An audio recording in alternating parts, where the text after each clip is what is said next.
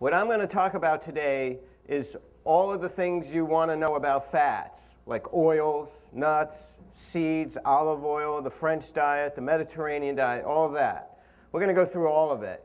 But in the beginning, what I'm going to do is just go over some basics of fat so you understand it, and then we'll get into all the debates and arguments. And when we leave, you'll understand it all, and in the end, I'll give you a summary of just like 3 or 4 things you have to know, because that's it. But just a reminder before we get going, this is my last lecture today. And over the weekend, and it's been great, and I really enjoyed meeting every one of you and spending some time. And if you want to stay in touch, you have 2 options. One, you could go to my website and sign up for a free newsletter, and there's a blog where you see all kinds of stuff like you just saw, and a support forum. Or you could go to Dr. McDougall's website, and you could go to his support forum and a discussion board, and I have my own forum there. And you can post questions. All right? It's very active. And the Jeff Novick forum. Yeah, it's under my name. Yeah. So it's a status thing. So. And if you post a question and I don't answer it, it just means I didn't see it or I don't like you. Okay? So it's one or the other. Okay, also I want to show you this. This to me, I saw this about a year or so ago and I just was amazed by it. This was done by Robert Vogel, and this was published in the American College of Cardiology. Robert Vogel is like the cardiologist. And he does a lot of studies on what's called flow-mediated dilation. That's the ability of your blood to flow through your arteries. And he's pretty much perfected the technique.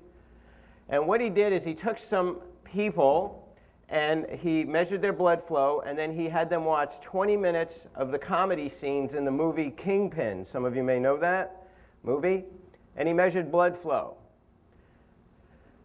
Then he had them watch 20 minutes of the war scene in Private Ryan and measured their blood flow.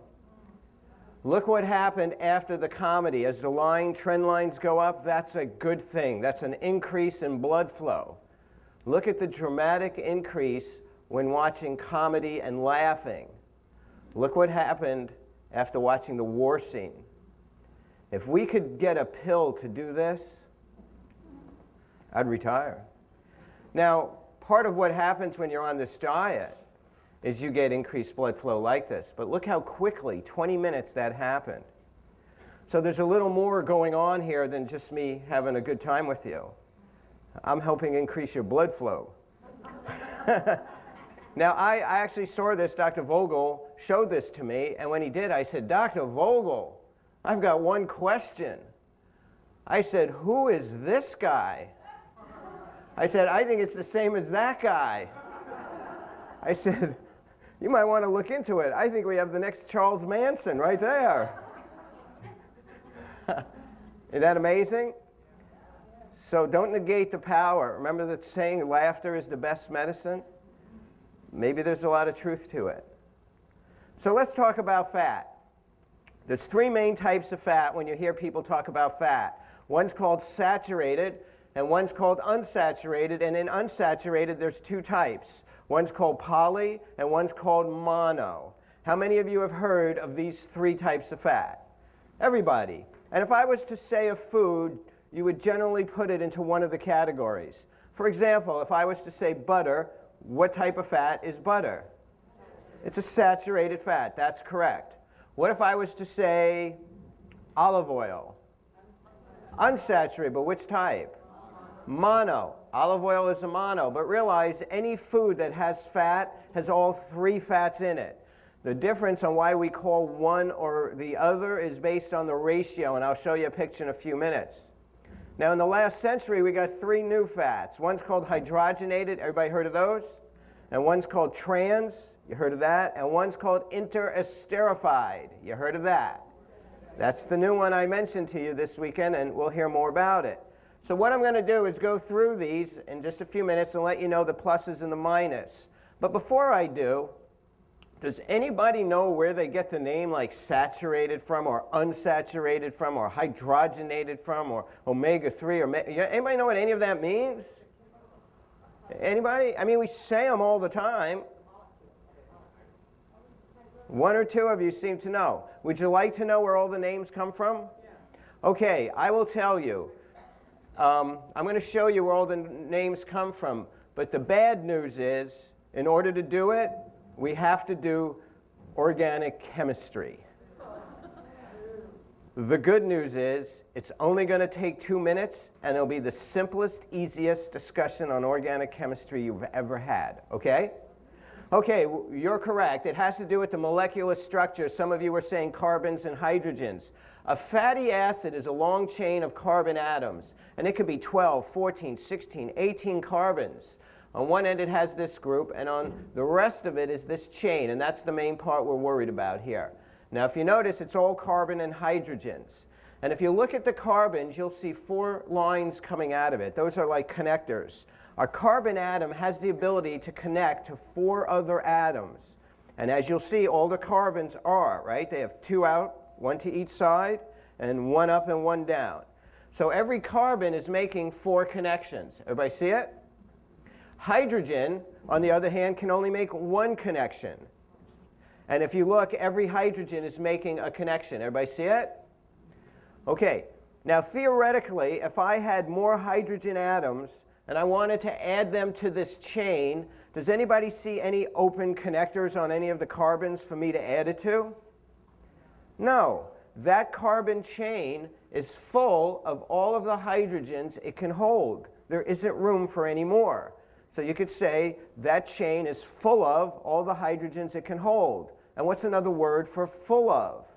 Saturated. So that's a saturated fat. It's just a fatty acid that has all the hydrogens on it that it can hold. And that example up there is lard. Now occasionally these carbons get to know each other pretty well, and they connect to each other. So instead of having 1 up like this, they'll connect to each other. There'll be what's called a double bond. And here you see it happened 1 time, and here you see it happened twice. Now, theoretically, if they've made a double bond, theoretically, you can open that bond and you'd have 2 more spaces, correct? Everybody with me? So theoretically, this is not holding all the hydrogens it can hold, nor is this one. So these are not saturated, these are unsaturated.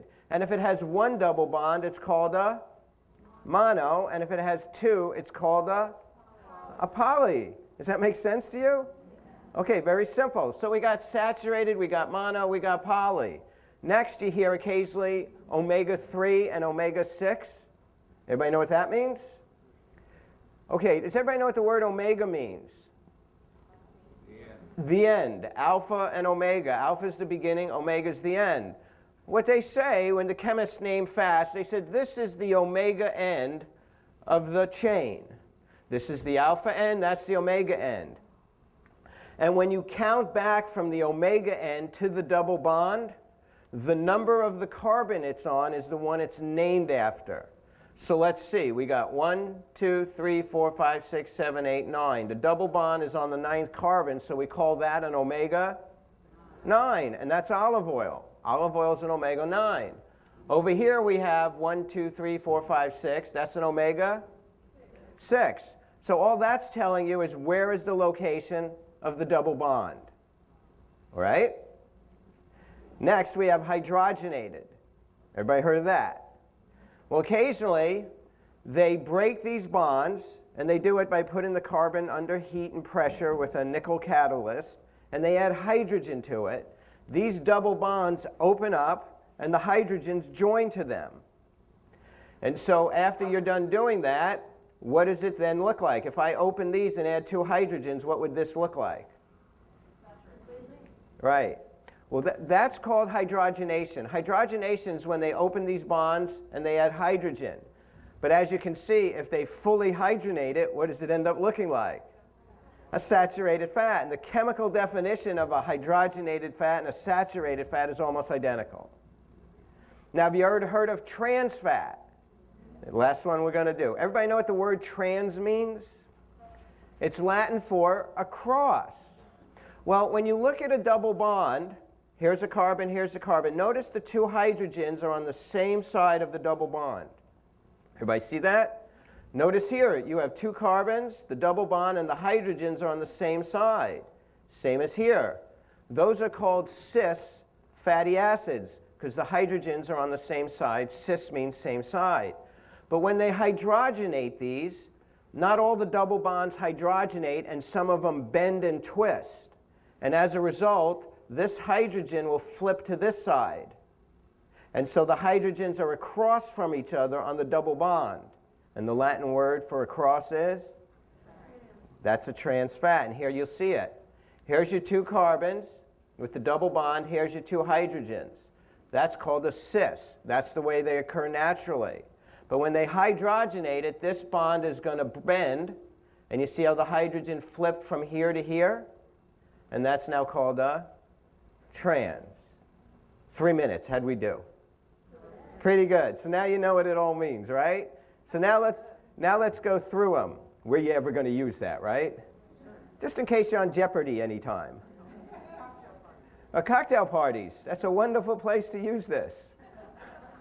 Okay, saturated fats. These are solid at room temperature. An example I gave you is butter. If I had a pound of butter and I left it out here all day at room temperature, the butter may get soft, but would the butter ever become a liquid? No. Saturated fats are always solid at room temperature. Another example is coconut oil. If you've ever seen it at room temperature, it's solid, very solid, more solid than butter. And the melting point and is one of the chemical descriptions of fats, how you distinguish them, how they act at different temperatures. These are also very stable, and that's why the food industry loves them, because they have a longer shelf life than other fats, and they also tolerate high heat. Remember we were talking about the high heat pan? When it said high heat, what kind of fat must have been in it? Saturated fat. Now these are called the bad fats because these will raise your cholesterol and LDL levels. Most of the saturated fat in the American food supply comes from animals, like lard, butter, chicken, cheese, whole milk, and dairy. Dairy is a very rich source of saturated fat. Now just for the record, because I know when you leave here you'll hear these arguments, there are two animals running around today that don't have a lot of saturated fat on them. And anybody know what those two animals are? Me and Doug Lyle. We're the two that we don't have a lot of saturated fat on us.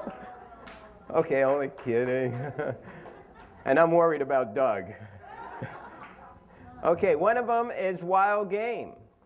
A grass-fed wild game, you occasionally may hear that, and it's true. If it's grass-fed and moves around a lot, it may have a little less, tends to have less saturated fat. So one is wild game. Anybody know the other one? Fish. Certain fish tend to have a little less saturated fat than some of the rest of the animals. So that's why occasionally you hear, wild game or fish is good for you. So now you know why. Now there are plant foods that have saturated fat, and that's all the tropical oils, like coconut, palm kernel oil, and cocoa butter, where they get chocolate from. I mean, think about it. What's the texture of chocolate at room temperature? It's solid. It's saturated fat. So, now as far as these tropical oils go, they're being promoted a lot these days as being healthy, especially in the health food crowd. And we're going to address that in a few minutes, but as you're going to see, they're worse than lard and butter. You want to avoid these. Now, people will make the argument, but Jeff, they come from plants. They grow naturally. Doesn't that make them good? To which I always respond, doesn't everybody know some berries and mushrooms that grow naturally that you could take a bite of and drop dead from? So just because it grew in the ground and occurred naturally, does that make it healthy? No. So that's saturated fat, solid, stable, mostly from animals, and it's the bad fat. You want to avoid it, mostly animals and tropical oils. Next is poly. Polys are liquid at room temperature. An example is corn oil. Now if I had a jar of corn oil out here all day and I just left it out here, would it ever get solid? Corn oil is always liquid. Now what happens if I put corn oil in the refrigerator? Does anything happen to it? Actually, nothing happens. Although last time I was doing this talk, somebody raised their hand and said, it gets cold. I don't know how I ever missed that. So yes, it does get cold, but it stays liquid. Butter, if I had put butter in the refrigerator and left it there a couple days, what happens to butter? It gets harder. It gets cold too, that's right. It gets hard. Right, so saturated fats get harder when they're cooled. Polys stay liquid. These will become important a little later. Now these became famous because you were told they lower your cholesterol level. But that's a little misleading. They don't really lower your cholesterol level by themselves. What they do is they lower your cholesterol level if you use them to replace saturated fats on an equal calorie basis. So let's say you came to this weekend and in your diet you were using about a half a cup of butter a day. And you learn that that's no good for you and you want to get rid of it. But you're not ready to give up oil and you say, well, isn't there one that's better? And somebody says, yeah, use corn oil. I hear it lowers your cholesterol. So you go home, you get rid of the half a cup of butter, and you put in a half a cup of corn oil in your diet, and 3 months later you check your cholesterol. What happened? The cholesterol went down. But here's the question. Did it go down because you added in the corn oil, or because you took out the butter? I mean, what if you came here and you had a half a cup of butter in your diet, and the only thing you did was get rid of the half a cup of butter, and we tested your cholesterol 3 months later? What would have happened to it? It went down. But what if you get a guy like me who doesn't put any oil on any of his food, and my cholesterol runs around 130? And after today, I start putting a half a cup of corn oil all over my food every day. Is my cholesterol going any lower? No. But if I add a half a cup of corn oil to my diet every day, what's going to happen to me over time? I'm going to inflate. Right. And then what's going to happen to my cholesterol when you put weight on?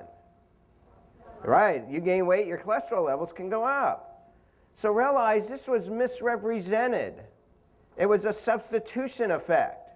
But it became very popular. Does anybody remember the level of these vegetable oils that went up in the food supply over the last 30 years? 225% per person. We eat over twice the amount of these in the last 30 years. And these are very concentrated in calories. In fact, there's one demographic in the United States where they can get over half their calories from vegetable oils in a day. And I see that there are many of you in that demographic here. Does anybody know what demographic that is? Older women, adult women. Correct. How can adult women get almost half or more of their calories in a day from vegetable oils? Salad dressings. Every tablespoon of oil is 120 calories. Oil-based salad dressings could be 90 to 100. So you know those little containers they give you to put on your dressing? They could be 4 ounces. That could be 8 tablespoons. So if you eat a salad and you pour the dressing all over, where's all your calories come from? Do it 2 or 3 times a day, what happened? The little packets are 3 ounces. That's 6 tablespoons. Times 90 to 100? Right? And then you come and you say, well, I'm gaining weight. I don't know what happened. I said, well, what do you eat? He said, well, I eat a salad every day. Well, it looks like a salad, but you're really eating thousands of calories in dressing. So be careful. Now, we do need some poly. Everybody heard of omega-3, right? Omega-3s are one that you need to consume. And it turns out omega-3s are a type of poly. So you have to have some poly in your diet every day. But you don't have to drink corn oil, because if it's in the corn oil, where else must it be? It's in the corn. Now, people are always shocked to hear that. They're like, what do you mean? Corn has fat in it? Like, well, where do you think they get the corn oil from? Walnuts? So a healthy sauce is all whole grains, fruits, veggies, starchy vegetables. They all have polyunsaturated fat in them. Okay, that's poly. They're liquids. We do need a little bit. It does occur in the foods that we eat. And it's been over-promoted. And remember, all oils are 120 calories per tablespoon. So you don't want to, overdo them. Then we get to mono. Mono's the one that you've been told is good and healthy. Well, what I'm going to show you is at best case scenario, it's a neutral fat. Now, if I had a jar of olive oil here, would it be liquid or solid? Liquid. If I put it in the refrigerator, other than getting cold, it starts getting cloudy. It starts to coagulate. Right? It's the difference. Now, it doesn't really affect blood cholesterol, but what it may do, if you get in enough of it, it may raise your HDL. But as you're hearing this weekend, that's just one little biomarker. If you eat a bunch of fat and your HDL goes up a little bit, that doesn't mean that you're necessarily healthier. And as you've learned that some of you, when you lower your total cholesterol and your LDL and your HDL goes down a little bit, that's not necessarily a bad thing. There's more to this than just a number. Now, the problem, though, is foods that are high in mono are high in calories.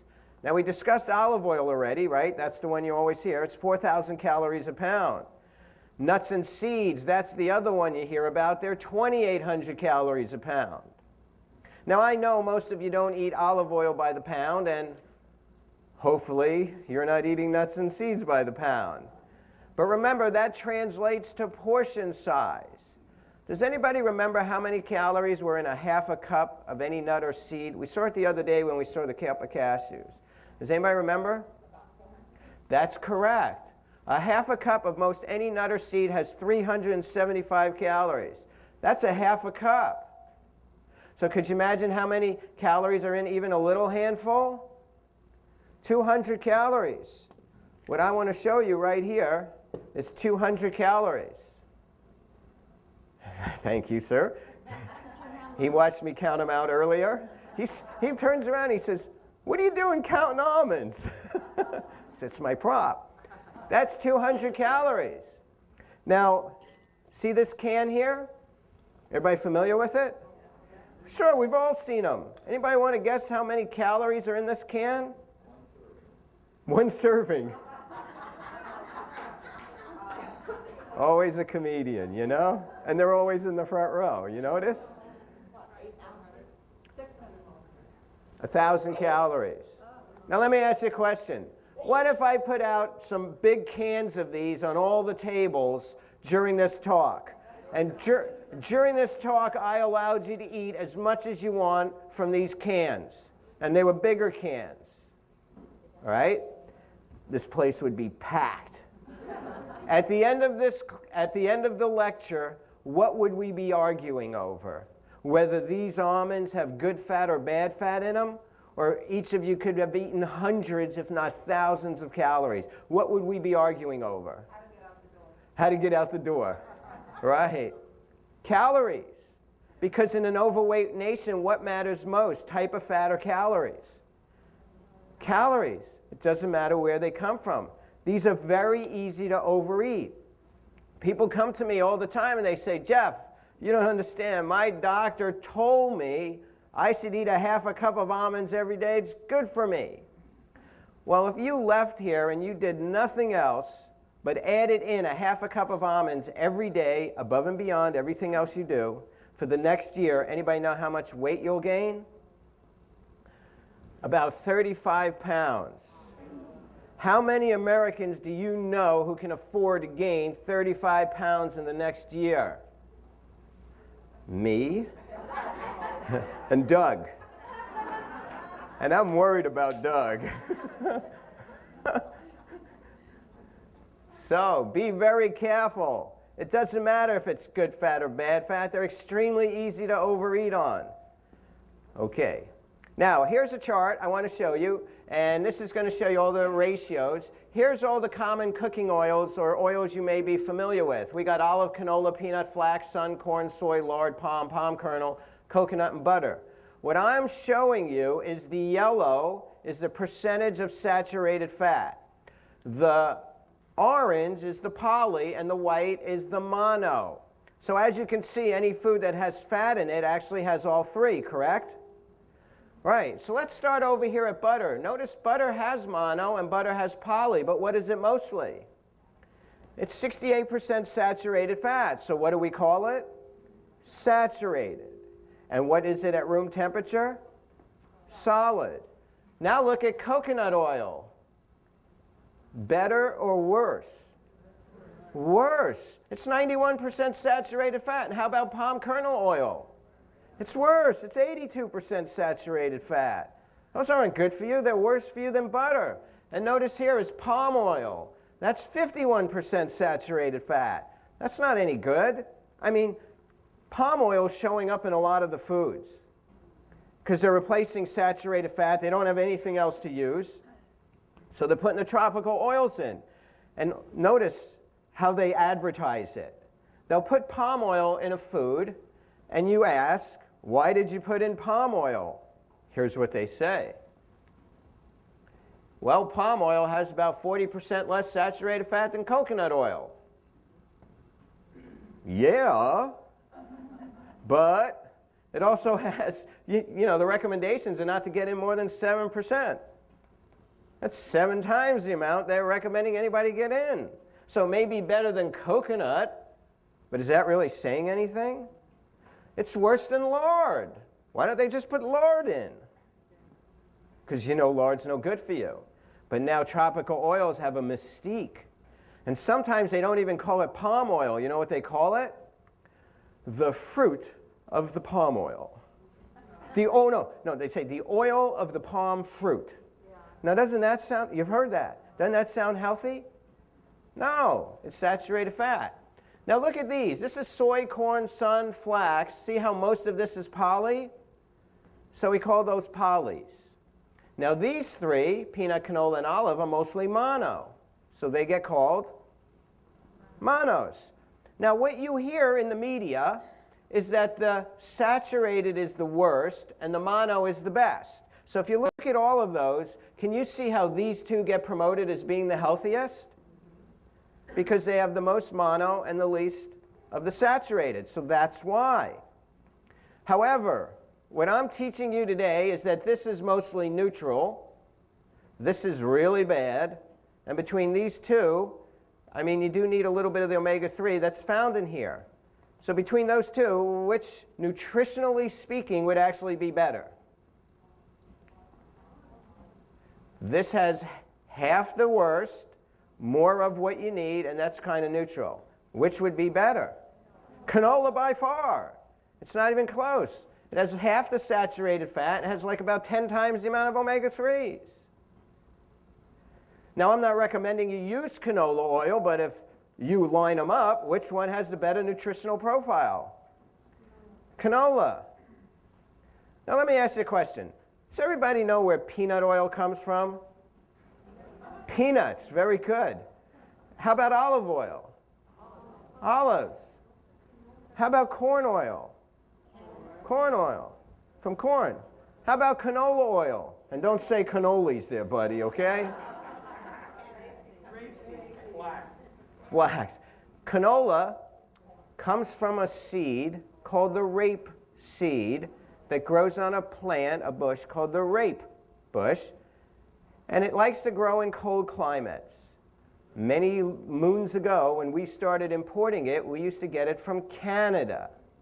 And when the U.S. oil industry started importing it, they didn't want it promoted as rape oil. True story. So they changed its name to canola, which is an acronym. And you know what it stands for? Canada's oil low in acid. There used to be a type of acid in it that was slightly toxic, and they've hybridized it out. So actually, canola is a distant cousin of the rapeseed. It's been hybridized through selective breeding, not genetically modified. Okay, does it give you a little better understanding? Let's keep going. Hydrogenated, I mentioned already. It's a man-made fat. Starts out as a liquid vegetable oil like corn oil, and they add hydrogen to it to make it solid and stable. The reason they do this is corn oil breaks down very easy. Has anybody in here ever tried to deep frying corn oil? You never really do it. It's not recommended. And the reason is, what happens to corn oil when you turn the heat up to 400? It smokes. And if you keep doing it, it burns. And if you keep doing it, it can even start a fire. Now go back 100 and 150 years ago. What was your grandmother or great-grandmother using to cook everything in her cast iron skillet on the stove? Lard or bacon grease or rendered animal fat. And remember, that's saturated fat, so it was very solid and stable. She can cook in it. When she was done cooking, what'd she do with the fat? She saved it in that little can, and she used it over and over and over. But eventually they told her to quit doing it, that it wasn't healthy. And does anybody remember what replaced it for a very short time? It was around the 40s or 50s. Not yet. Tropical oils. Does anybody remember tropical oils were in the food supply in the 60s? It was in all the cookies and the popcorn. There was a big campaign to get rid of them. Because they went to tropical because it was made from a plant, and they thought, oh, that must be good. But it was still saturated, so eventually we got rid of that. So the only thing left were these liquid vegetable oils, but they don't work. So that's why hydrogenated became popular, because they had to figure out a way to make these solid and stable. And when you take corn oil and you add hydrogen, you know what you get? Margarine. Now, isn't margarine a little more solid and stable? If you add a lot of hydrogen to corn oil, you know what you get? Crisco. Now, it's basically still corn oil, but can you fry in it? And when it's done, do you have to throw it away? It's become solid and stable again. But what's the only fat that's solid and stable? Saturated fat. So what they've done is they've taken a liquid vegetable oil and made it into lard. So you want to avoid this because it now works like a saturated fat. It raises cholesterol levels and LDL levels.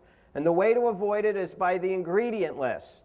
Check ingredients and make sure they don't have hydrogenated vegetable oil, margarine, or shortening. Okay, trans fat. Everybody heard of this? Trans fat are a byproduct of the hydrogenation process.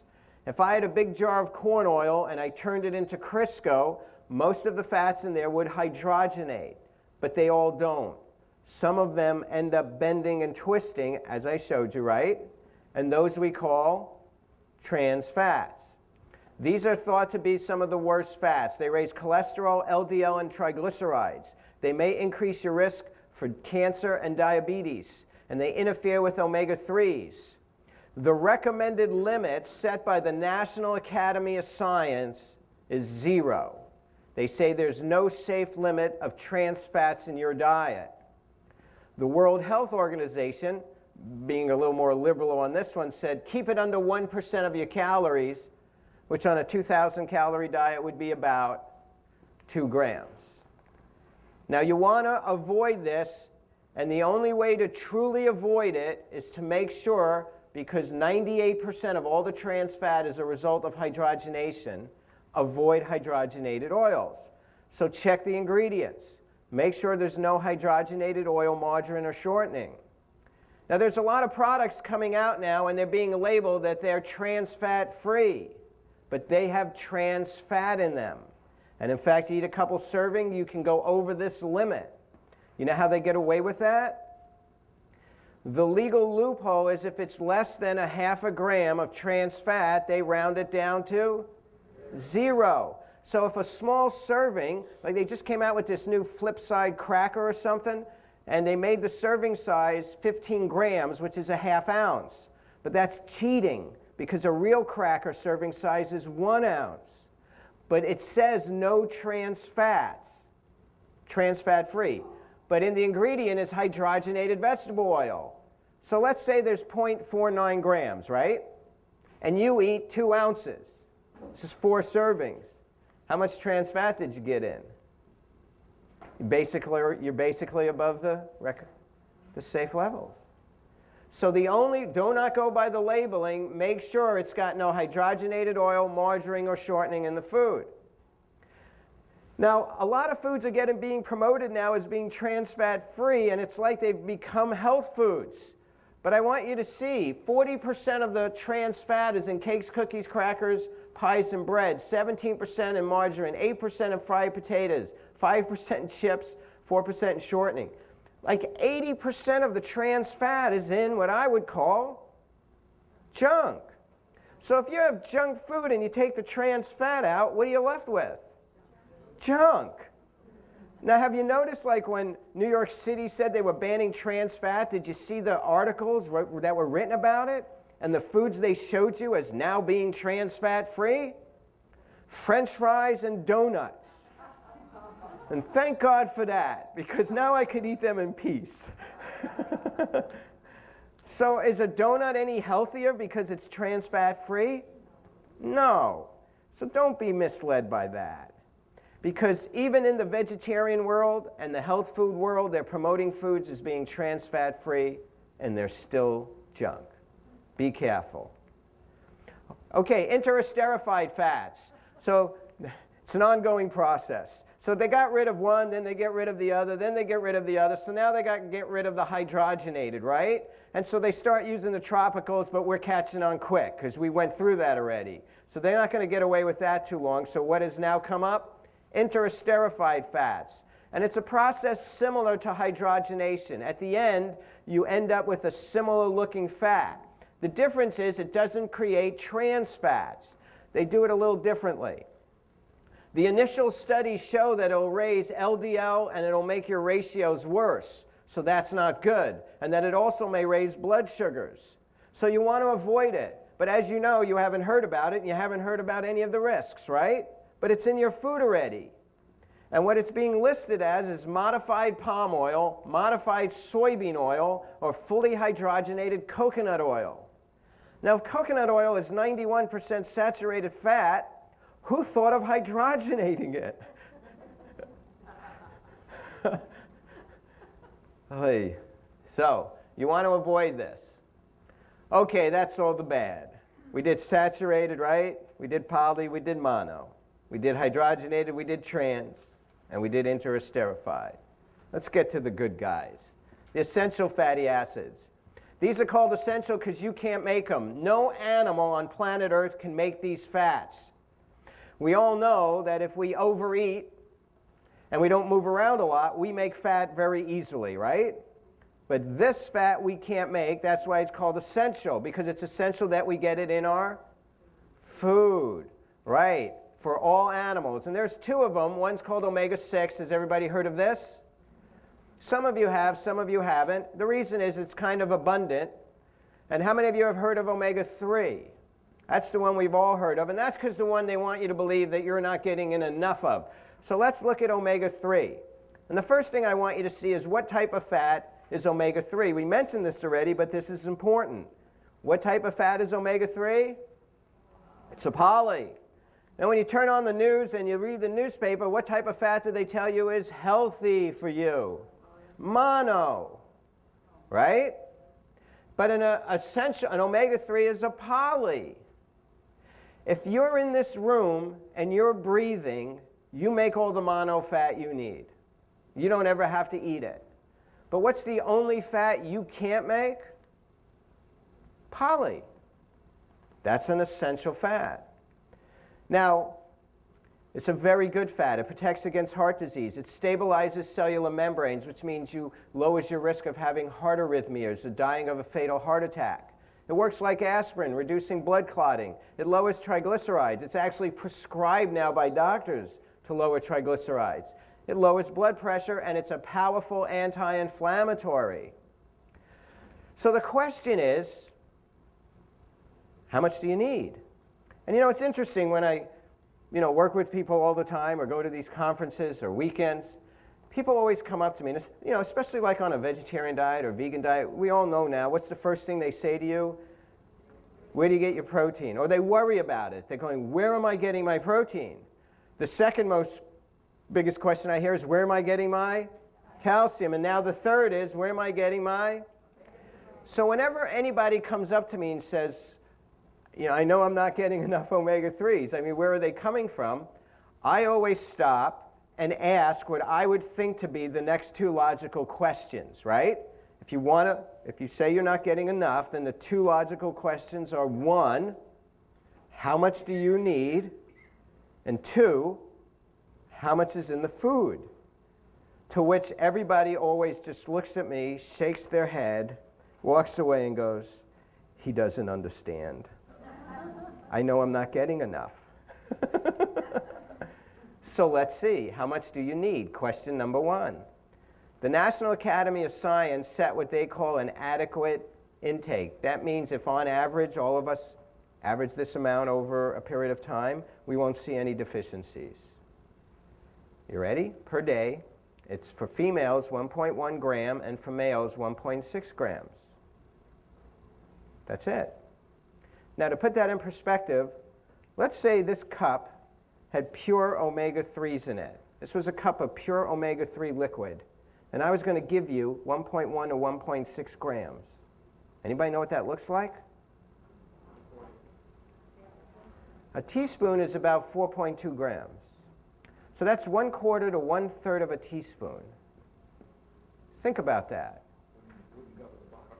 Let's say the National Academy of Science got it wrong, which they don't usually do. Maybe they were drinking that night. And you really need twice the amount. 2.2 and 3.2. That math was a little tricky there. In that case, what would be the most you need? A half a teaspoon. Think about that, because I go out in the world and I watch people and they pour oil all over their food and they eat handfuls of nuts, and I ask, why do they do that? And they say, because my body needs it. No, it doesn't. You need a very tiny amount. So, okay, so we answered the first question, how much do you need? What's the second question? How much is in the food? Correct. So let's take a look, and I got the adequate intake down here, 1.1 to 1.6. I'll admit some organizations like the National Institute of Health has said 2.2. Some have said 0.5. So we'll just stick with this. It's right in the middle. So let's look at fish, and I only put this up here so you can see why you hear the recommendations you need. Now remember, this is a fatty acid, so the recommendations are per day, but all you have to do is average that. You don't have to eat that every day. So here's the numbers for fish. Now if you ate fish 3 or 4 times a week, like you hear all the time, can you see how you would average pretty much the amount they recommend? And especially if you consume those fatty cold water fish. Everybody see that? So you see why cold water fish gets recommended as being heart healthy? And you know what's interesting? If I go out to a typical audience out in public and I say to them, what's the best source of omega-3s? Without exception, you know what everybody says? And if I say to them, any type of fish in particular, you know what they always say? Salmon. Now either everybody in America took the same biochemistry class, or we have some really good advertising. Because as you're going to see, it's not even true, is it? No. So let's look at beans. Beans have a little bit. So 1 serving isn't going to do it, but if you ate a couple servings of beans, could you get some omega-3s? And let's look at the soybean and tofu. They have a little higher level of fat, which also means a little higher level of essential fat. So if you ate tofu a little bit, you're going to get a little more. But now let's look at vegetables and fruit. As you can see here, 1 serving isn't going to do it. But who's asking you to eat 1 serving? The minimum national recommendations now are 9 to 12 servings. I think you should eat at least that amount. So if you got in 9 to 12 servings of vegetables and fruits every day, could you get in enough omega-3s? Yeah. I mean, as I said, everybody thinks it's fish and salmon, but remember, salmon's an animal, right? And no animal on the planet can make omega-3s. Salmon can't make them. So where must salmon get their omega-3s from? Broccoli, yes. Salmon are broccoli lovers.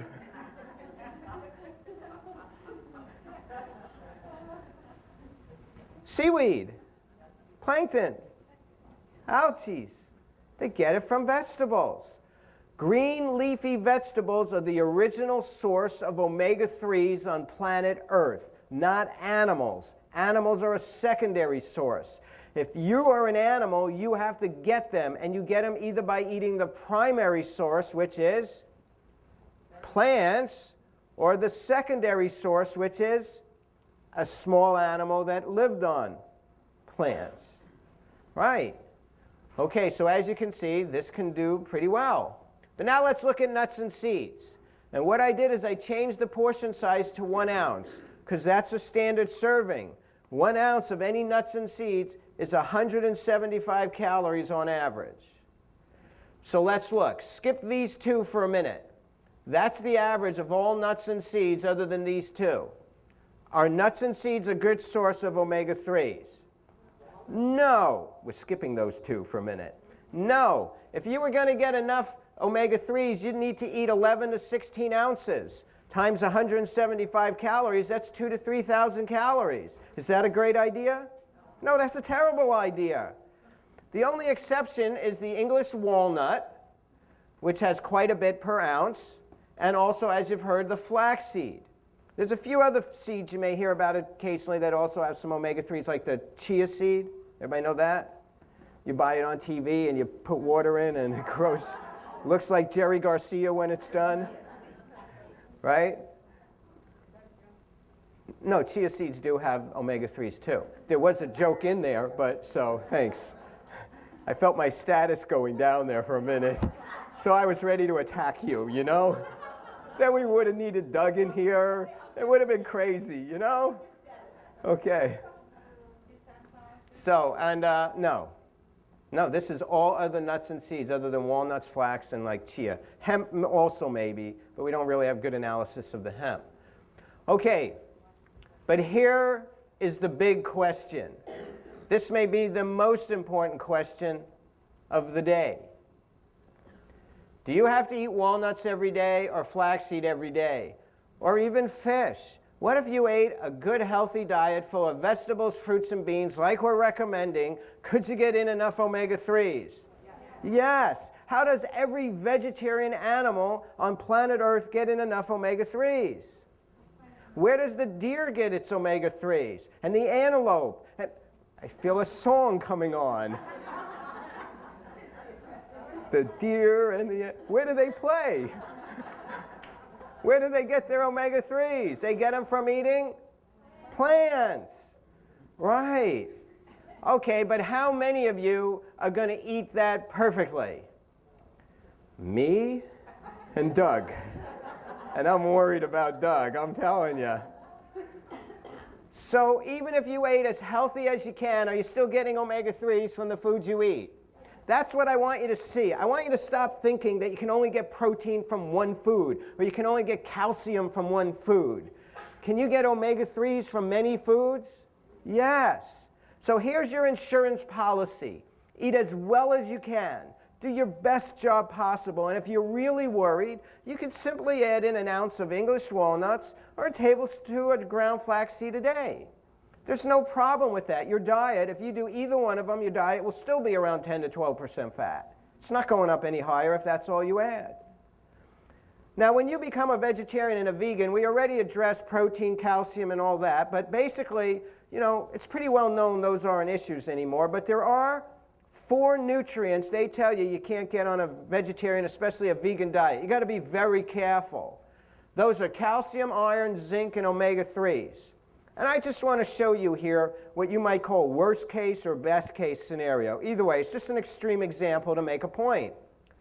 What I did here is put the recommended dietary allowance or the dietary reference intake. So that's pretty much recommendations of what you need.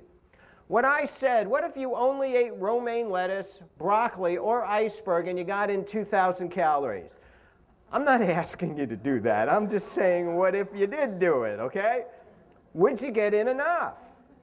Well, let's see. How you doing on calcium? How you doing on iron? How about zinc? How about omega-3s? What if you just got in 1,000 calories of either one of those? How would you be doing? You wouldn't miss anything, would you? So do you have to eat 2,000 calories or even 1,000 calories of these? Or what if you just got in 1,000 calories of a mixture of these and all the other foods we're serving? Would you get in enough of everything? It's in the food. But you got to eat the food. So, what about flaxseed oil? Everybody's heard about that? I don't recommend it at all. First off, as you now know, all oil is concentrated calories. And it's just pure fat. That's the only thing in it. So does it have omega-3s? Yes. But it's packed with calories. Now, if you were to choose the flaxseed, you also get the fiber, vitamins, minerals, and other nutrients. So if you were going to pick one, which would be the healthier one? Flax. And there's another problem with flaxseed oil. Remember earlier I showed you those double bonds on the link, on the chain of carbons? The more double bonds there are, the more fragile the fat is, the more likely it is to break down. Guess which fat has some of the most double bonds? Flaxseed oil. It breaks down very easy. Have you ever seen the way they sell it? It's hermetically sealed, refrigerated in a dark container, and you need Brinks to deliver it to your house. Light, air, all make it go bad. So if you're going to use it, you have to be in a dark closet with a straw, and you can't even let the air get in there. Has anybody in here ever tasted it? What'd you think? Yuck. That's a scientific word for yuck. It's rancid. It's Yiddish for rancid. Yuck is Yiddish for rancid. That's correct. So skip it. You don't need to be drinking oils. Now let's take a look at what happened over time. And whether you believe it's 6,000 years or 600,000 years, it doesn't matter. Let's just look at what happened over time. Go back to when we were before all the agricultural and industrial ages. All right? How much fat could have been in the human diet? I mean, what were humans eating back then? I mean, were we eating some animals? Probably, right? Of course, but what kind of animals were they? Skinny and small ones. The level of fat on wild game is about 12% fat. It's very low as a percentage of calories, and saturated fat could be under 5%. So the animals didn't have any saturated fat, and then we were eating roots, tubers, fruits, veggies, right? Berries and all that. How much fat on those foods? Now, occasionally, could we find some nuts and seeds? But how often in nature did you find nuts and seeds? In the fall, just before winter, famine and food shortages, right? You couldn't exactly walk up to a tree and get a pound of walnuts and just leave $5 there, right? Not in nature. To get the walnuts, you had to work hard. Has anybody seen a walnut in nature? Do you know that little shell? That's not the shell. There's a bigger shell. Are you all familiar with it? I saw those.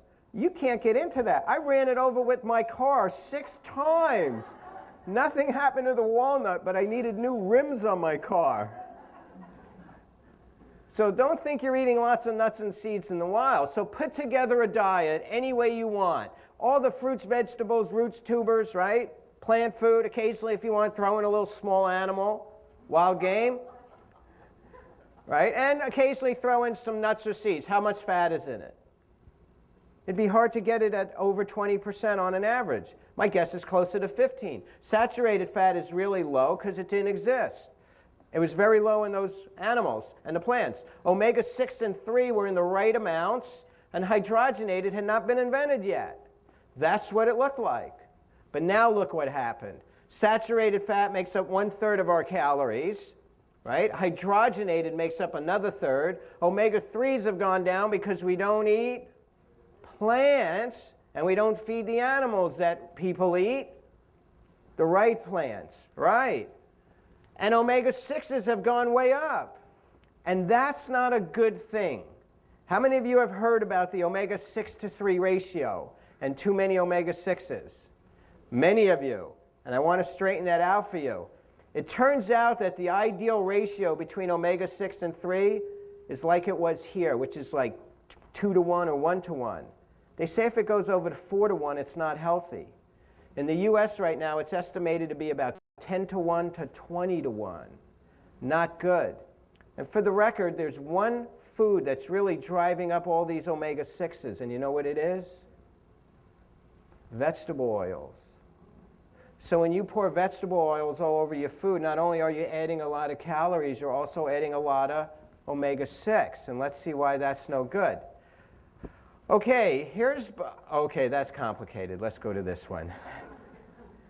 I'll make it easy on you.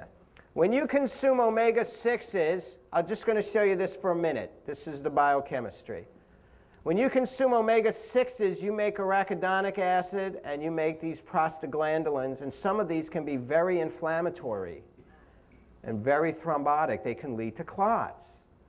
When you consume omega-6s, you make what's called EPA and DHA, which are very anti-inflammatory. See the picture? So here's a simplified drawing. So omega-6s go into arachidonic acid, which get converted to prostaglandins. These can be inflammatory. Omega-3s get turned into EPA and DHA, and these are powerful anti-inflammatories. To turn this into this into this, and this into this into this, you need certain enzymes. And it turns out you use the same enzymes to do all these conversions, and the amount you have in your body is very limited. So let's say you got in a lot of omega-6, but very little omega-3.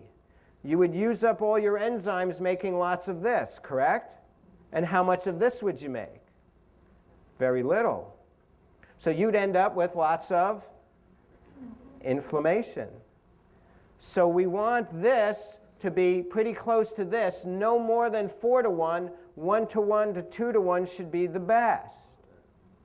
And right now in America, it's like 10 to 1 to 21. And how did it happen?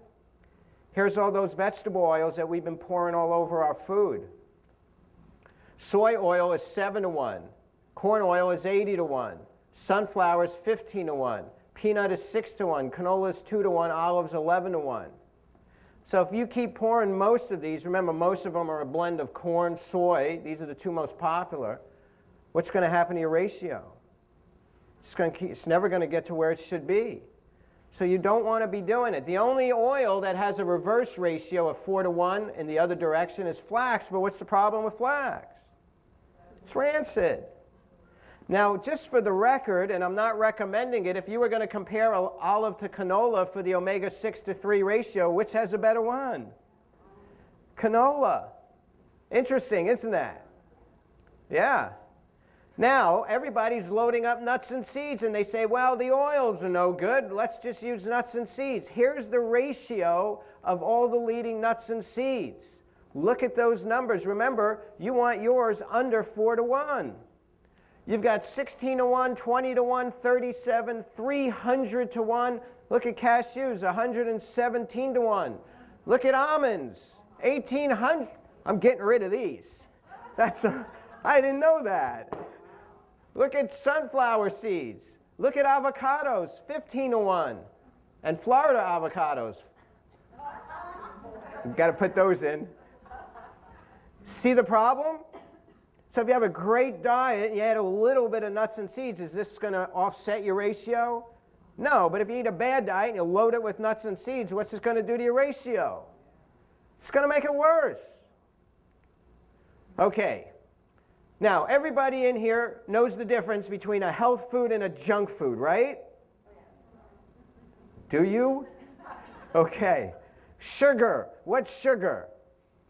It's a junk food, and the reason it's a junk food is because it's the ultimate junk food. Basically, a junk food is what we call empty calories. It gives you calories with no nutrients, and this is per tablespoon. As you can see, sugar has 50 calories, and it doesn't have anything else but a little bit of carbohydrate.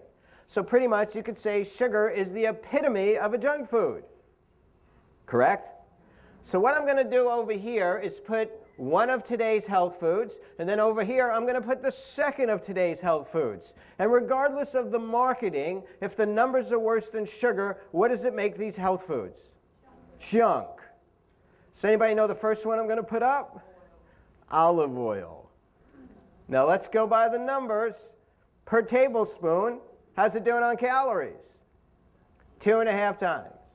Does it have any protein and amino acids that you need, essential amino acids? No. Does it have any carbohydrates and glucose for your brain and muscles? No. Does it have any fiber to keep you regular and life going smoothly? No. Does it have any fat? 14 grams.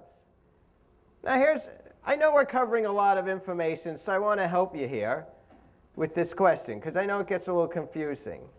Does olive oil have omega-3s? And before you answer, let me help you out. Omega-3s, are they a mono or a poly? Poly, very good. Olive oil, is it a poly or a mono? Mono, very good.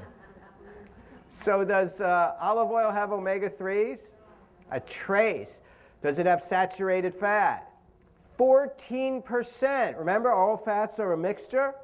Does it have any vitamins? Well, it's got a little trace of vitamin E. Does it have any minerals?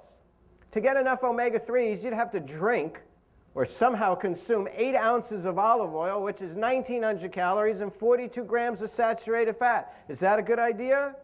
How many of you know that 2 tablespoons of olive oil have 3 times the saturated fat of 4 ounces of white meat chicken? How many of you know that 2 tablespoons of olive oil have the same amount of saturated fat of 4 ounces of lean beef? Now, people aren't putting chicken and beef on their salad if they're trying to limit saturated fat, but what are they doing with their olive oil? They're just pouring it on.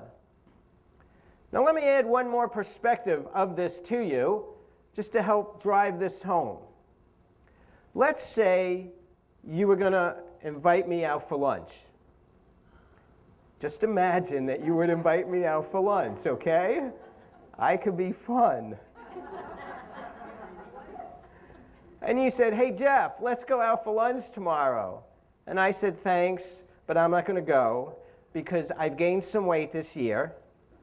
Imagine I gained some weight, and I'm trying to lose the weight. I'm very careful about what I eat, and you'll probably just make fun of me.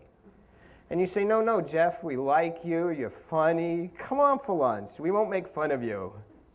So I say, okay, so tomorrow we go out for lunch. We get to the restaurant. And you order, and I order a really big salad.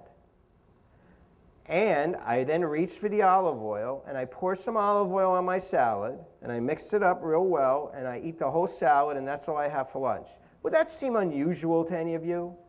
No, in today's world, everybody's doing it. In fact, we have books telling you it's the best way to lose weight.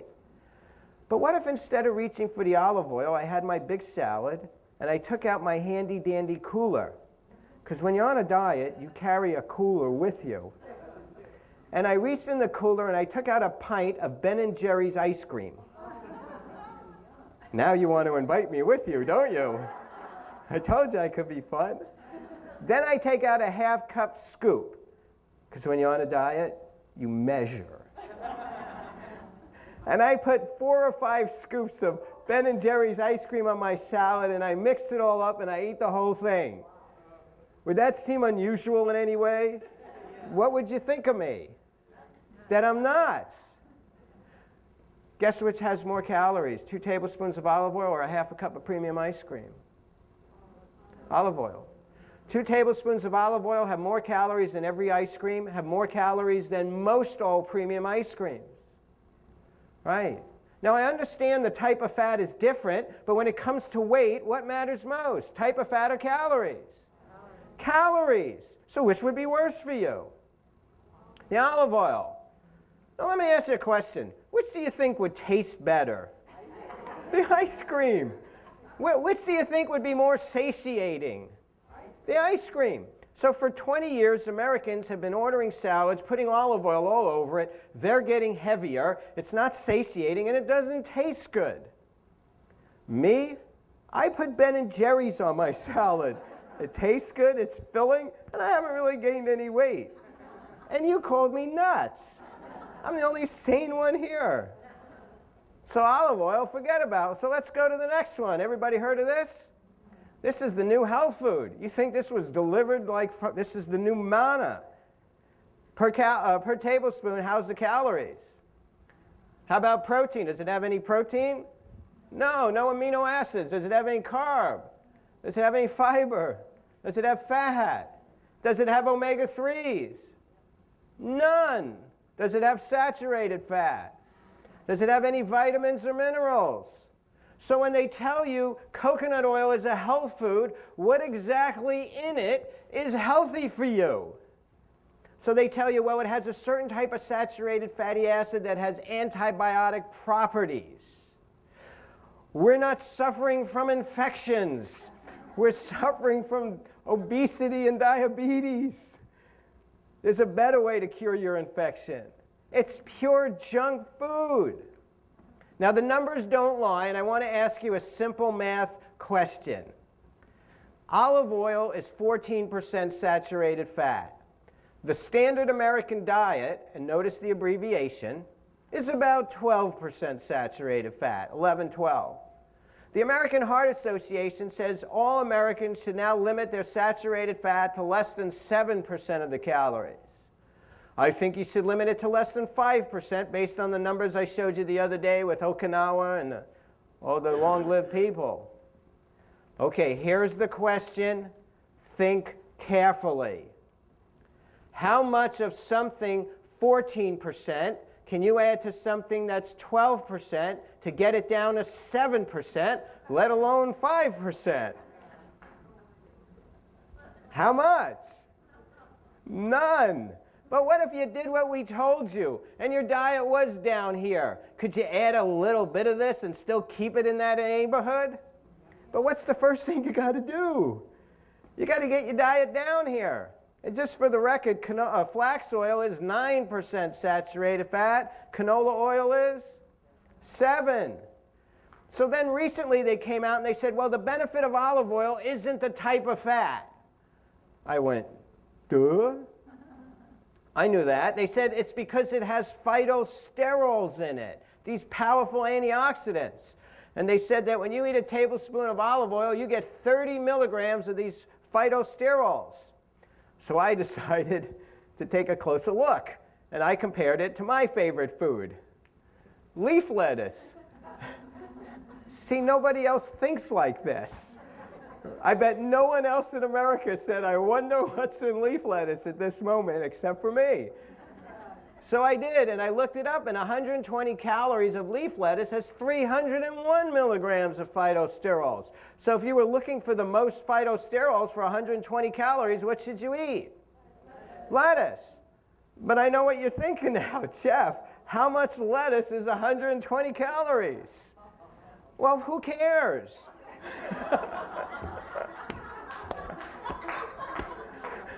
No, not for the reason you're thinking. Because remember, that's 10 times the amount. So let's do that math, and we'll divide by 10 and that by 10, right? I forgot the principle, but there's a math principle. I never got along with the principle. So let's divide it by 10, and now we have this. 12 calories of leaf lettuce has as many phytosterols as a tablespoon of olive oil for 1/10 the calories. Anybody know how much leaf lettuce you got to eat to get 12 calories? Half a cup to a cup, depending how well you packed it in. Which would be better for you? Which has more vitamins, minerals, fiber, nutrients, antioxidants, and everything else? See, aren't you glad I look at the world this way? Now, what about those nuts and seeds? You want to limit your saturated fat. Well, how much saturated fat is in all those nuts and seeds? 8, 8.5, 6, 15, 6, 12, 15, 11, 6, 6, 6, 14, 6, 21. Almonds are 6, but what was the ratio? 1,800 to 1. So which one has a great ratio and a low saturated fat? The closest would be English walnuts. So should you be loading these into your diet? No. Now don't monkey around.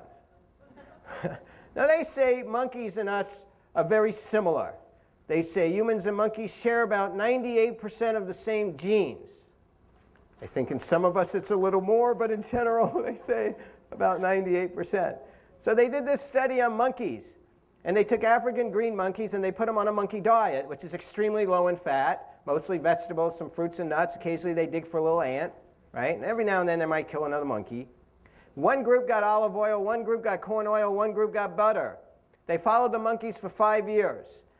The one in the olive oil group actually had the best numbers. The HDLs went up, and it looked like the best numbers. So they thought that group would do the best. But when they autopsied the monkeys, the olive oil group had the most atherosclerosis and the worst large dense LDL particles, as much or more so than the butter group.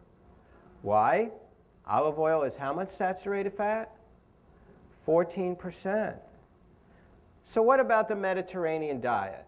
We're going to finish up with this, because after all, aren't they healthy? Don't you hear that they live very long and they get low rates of cardiovascular disease and cancer? There were studies that came out in 1999, very famous studies. They said that a Mediterranean diet is better than a low-fat diet. right? But has anybody ever been to the Mediterranean? I haven't. How many countries are there? I had to look on a map. Many. So if you hear this news that a Mediterranean diet is better than a low-fat diet, and you want to go on the Mediterranean diet, what diet do you go on? Do you go on the Greek diet or the French diet? The Northern Egypt diet or the Israeli diet? Would you go on the Italian diet? The North or Southern Italian? Do they all eat the same? Or are there dramatic differences? So which diet do you go on? See, nobody in America thought about this. The only thing they did is they went out, they ate their typical American diet, and they poured olive oil all over it. And they said, that's a Mediterranean. And they also had, in case it was the French diet, they also had a glass of wine. And in case they were wrong, when they went home, they popped a couple Liberators. See, nobody ever thinks about these things. Fortunately for you, I stay up all night thinking about these things. And people say, Jeff, why don't you go to bed already? I'm like, do you think it was the Northern Italians or the Southern Italians? So, well, it turned out that they studied 16 regions, including several Mediterranean countries. And where'd they find these long-lived people? On the Isle of Crete. Right, and it turned out they had the lowest all-cause mortality after 20 years, and diet was a contributing factor. Now, they also studied the Italian regions, and they had twice the death rate of heart disease. So if you're going to go on a Mediterranean diet, you can't just go on any diet. You don't want to go on that diet, right? You've got to know which diet you're going on. You got to go on that diet. And the study was a very famous study called the 7 Country Studies by Ansel Keys. First started coming out the info in the 60s, and the data was collected in the 50s. Does anybody know what was going on the Isle of Crete in the 50s? Because if you want to follow the diet, you got to know what they were doing back then. Does anybody know? Post-war recovery had been German occupation. Right, so guess what was going on the island? Poverty and starvation. Yeah, guess where they got all their food? The garden, from the earth. They also did a little bit of fishing. Want to play charades later? And guess how they got around that island and climbed all those mountains? About 9 miles a day, up and down mountains. Right, and what kind of work did they do? Manual labor behind a plow. So they did hard physical labor. They walked everywhere. They ate a vegetarian diet with a little bit of fish, and there was poverty and starvation. If you knew anybody on the Isle of Crete back then, you know what they would beg you for? Food. Chocolate. But is that what's going on there now?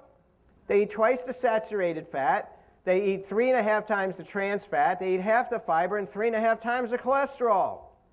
Is there anybody in the world still following that diet? In fact, if you go to the Isle of Crete today, you know what they'd beg you for? Lipitor and glucophage. No, they're all overweight. They got heart disease and diabetes. I mean, look, I showed you the Japanese numbers. Now I'm going to show you these. They've tracked them. Let's not just pretend. Let's see what they really ate. So we got Spain, Italy, France, Greece, Algeria, Morocco, Turkey, and Tunisia. So let's look at olive oil. In 1960, the Greek were eating 40 grams a day. That was when they had the best health. Anybody know what 40 grams is, just for the record? 3 tablespoons. That was their high consumption. 3 tablespoons. But notice how much the French were eating. Not very much. Okay, so let's look at wine. How much were the French drinking? 2.5, 2 to 3 glasses a day on average. How much was the Greek drinking, those in Greece? Not very much. So are we really analyzing exactly what they did in Greece and following it? Are we really analyzing what they did in France and following it? Or are we using the olive oil from Greece and the wine from France as excuses to rationalize our unhealthy behavior? We're rationalizing our unhealthy behavior by exceptions. Now look what's happened since then. Look what happened to fish intake and seafood. Look what happened to meat in all those countries. Guess what? They're all becoming Americans. So we decide to go on a diet, and we decide we're going to mimic another country's diet. So here's the 20 top countries for obesity. And here's the USA at number 18. We have 33% obese. So our, government gets together and said, let's create a pyramid and follow another country, so everybody could lose weight. Well, you would think if they were intelligent, they would look this way on the scale. But is that what they did? No, they looked this way, and they went to Greece. 40% obesity. Is that sane? So now this was the largest study on the Mediterranean diet ever. It didn't get a lot of press attention, and that's because it was in a very rare journal, the New England Journal of Medicine. But fortunately for you, I stay up all night looking for this stuff. And they followed 22,000 adults, and olive oil produced no difference in death rate, plus or minus. The reason the diet was healthy is because they had twice the vegetable, twice the fruit, twice the whole grains, twice the legumes, a little bit of fish, and meat and dairy was a condiment. Here's what was said in one of the editorials about the study. If the main message that Americans get is to eat more olive and canola oil, that's unfortunate, because you'll only increase your calories and you already eat too much. What the main message is eat more fruits, vegetables, and beans and less saturated fat. So they've actually gone back to the Isle of Crete today. This was published in 2004 to see what's going on there right now. And they found 254 patients. Half had heart disease, half didn't. Typical adult age. The group that had heart disease had the highest intakes of monounsaturated fat, which there equals olive oil. The ones who didn't have heart disease had the highest intakes of carbohydrates, fiber, and folate. And where do you find that? Plants. And it turned out the more mono they ate, the more olive oil, the more heart disease they had. So here's what happens when you feed people a high-fat meal. This is blood flow. That's normal. After the high-fat meal, blood flow decreased for 6 hours. It peaked 4 hours later. Blood flow slowed down. It sludged. This is called lipemia, fat in the blood. And here's what, this is that Robert Vogel. Remember I mentioned him earlier? Who studies blood flow? Here's what he said. This study has shown that a meal containing olive oil as a fat source reduces blood flow by 31%. The beneficial component of the Mediterranean and the Lyon Diet Heart Study appears to be the antioxidant-rich foods, including vegetables, fruits, and their derivatives. Dietary fruits, vegetables, and their products provide some protection against the impairment produced by olive oil. So if you're eating a really healthy diet, can you get away with a little bit of olive oil? But if you're eating an American diet, should you be putting olive oil on it? No. And look what happened. Remember this time trend? Remember as total fat went up and saturated went up and hydrogenated went up?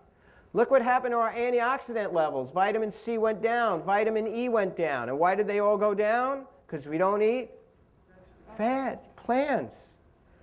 So should we be putting olive oil on our diet? No. Here's another study on the effects of one high-fat meal. They found 15 young, heart-healthy men. I don't know where they found them, but they found them. This was before the meal, and that was 5 hours after eating a high-fat meal, what you might get at a fancy restaurant with a big fancy dinner. Blood flow on the high-fat meal decreased about 20%. Triglycerides doubled. On the low-fat meal, no change. No change. 5 hours later. And what does blood carry through your body? Oxygen. Did you ever eat a high-fat meal and suddenly feel tired? Now you know why. Now everybody always says, yeah, Jeff, this actually happened in a conference once. They said, yeah, but you don't understand the Lyon Heart Trial. The Lyon Heart Trial is the one that came out in 1999 and proved that a Mediterranean diet beats a low-fat diet. So I got back on stage and said, no, I understand the Lyon Heart Trial. I have a slide from it. In fact, I actually copied and pasted this right from the study. So let's look. Here's the two diets. Now, I've covered which diet is which, because I want you to do this experiment with me. This is diet A, that's diet B. Notice that diet A has more calories. Everybody see that? Notice that diet A has 10% more fat. Notice that diet A has 50% more saturated fat. Notice that diet A has 50% more cholesterol. It has less fiber and less omega-3s. If you were going to bet that if we fed these diets to different groups in 1 year, who would do better, A or B? B. A is clearly the worst diet. Okay, that's our bet. Now help me name the diets. We got to name one of them a low-fat diet. Between these two, A or B, which would you name the low-fat diet? B. It has less fat, less saturated fat. Guess what's the low-fat diet in the Leon-Hart trial? A. That's the Mediterranean diet. That's the typical American low-fat diet that used to be 40% fat, but now got dropped to 34, so it's relatively lower. This is the typical American diet: 15 grams of fiber, 300 milligrams of cholesterol, 12% saturated fat. So does this prove that a Mediterranean diet is better than a plant-based low-fat diet? No. No. Does it show that a Mediterranean diet is better than the standard American diet? Yeah, but who cares? How could you get any worse than the American diet? Now, you've all heard about the French paradox, right? Well, realize there are no paradoxes in the universe. If you think you found a paradox, it only means that you need more information to figure it out. So I thought this was fascinating. This came out in December, just a few months ago, and they asked French and American women how they know when it's time to stop eating and they've consumed enough calories. To me, this tells it all. Do you really want to see these answers? So they asked the French women, how do you know when you had enough to eat? Well, they said things that sounded logical. They said when they started to feel full. Imagine that. They also said they wanted to leave room for dessert. They also said when they no longer felt hungry. Now, if you follow those rules, regardless of what you ate, would you weigh less? And would you probably have less disease? So let's see what the Americans said. How do you know when you're full and you had enough to eat? When others thought it was normal. That's the best answer. When they ran out of their beverage. And the number one answer was when the TV show they were watching was over. Americans know when to stop eating when the TV show they were watching was over. Is there a French paradox? I think there's an American gluttony, or gluttony. How do you say it? Gluttony, thank you. Now look at this one. So then you say, well, how did we get to 30 calories for fat, 30% calories from fat? I've known about this for a long time, but I never had the evidence so I could say to you, here it is. Well, William James just published this article 2 weeks ago, The Epidemiology of Obesity, the Size of the Problem. William James is the head of the International Task Force on Obesity for World Health. He's the big guy in the fight against us getting big around the world. And he's been working on this for decades. He knows. Here it is, and I put it up because you got to understand the quote. They specified, this is the committee in 1980 deciding how much fat to recommend to you.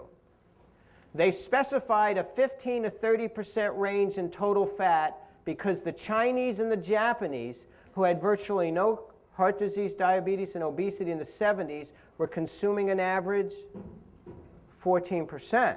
Now that's way up from what they consumed decades before. But at that time, it was around 14%.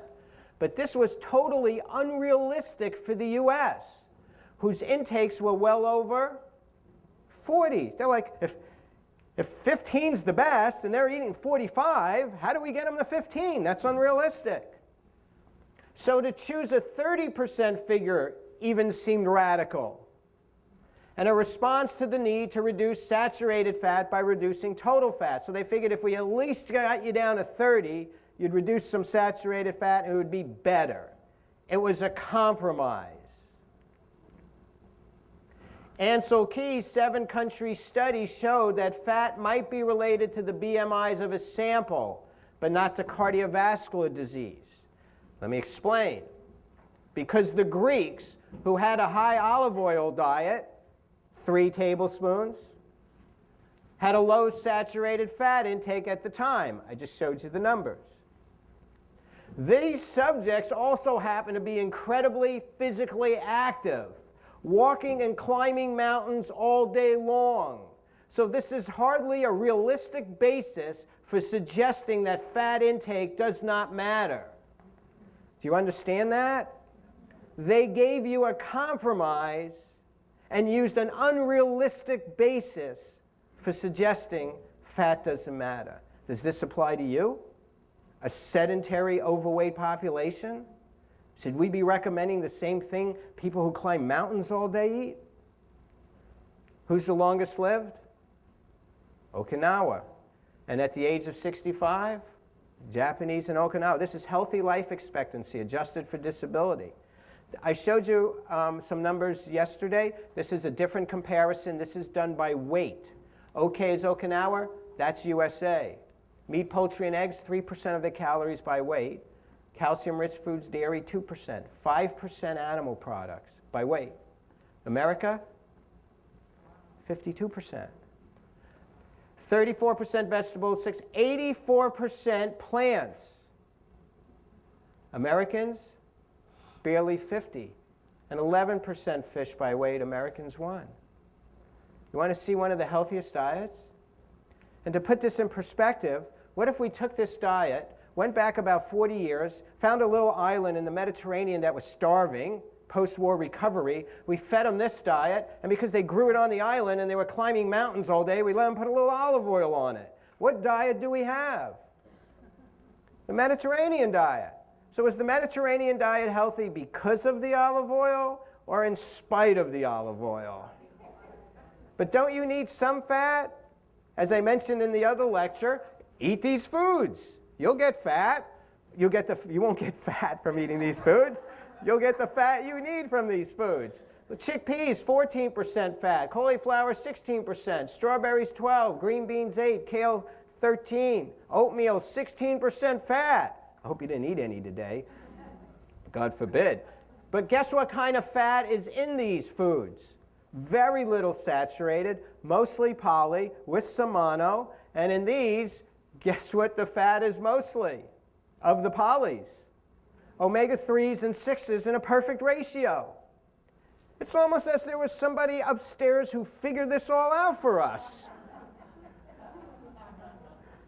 Now, if you eat a diet based on these foods, you're eating a low-fat diet. Is it nutritionally rich? Is it full of fiber? Does it have your vitamins, your calcium, your minerals, your protein? And does it have your essential fats? But what if you eat a diet that's low in fat based on low-fat Newman's cookies and Snackwell fat-free crackers? Is that going to be healthy? No. Okay, we covered a lot. There's only 4 or 5 things you got to remember. You ready? Number 1, avoid the worst fats. Saturated fat, which is animal fat and tropical fats, hydrogenated and trans, and the new interesterifieds. Decrease intake of all fat. The healthiest way to do it is not to manipulate your diet with low-fat foods.